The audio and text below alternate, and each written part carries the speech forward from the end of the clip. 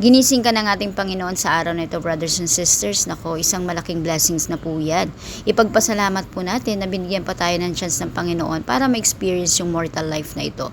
So, ang ating pong gagawin, pagkagising po natin sa umaga at pagbangon sa ating higaan, brothers and sisters, talagang mag-pray na agad tayo ng pasasalamat sa ating Diyos, Ama. Dahil hindi po lahat ng tao, nai-experience pa pong magising, ano?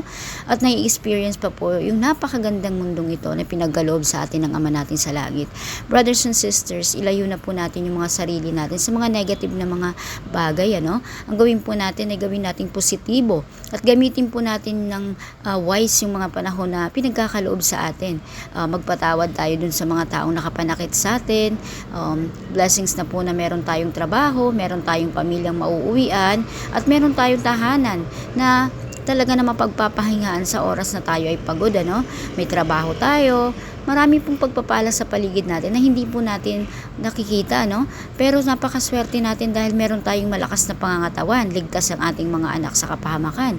Brothers and sisters, itong mga bagay na ito dapat natin ipagpasalamat sa ating Ama sa langit. Kaya be thankful and grateful at manalangin sa araw na ito. Magandang umaga.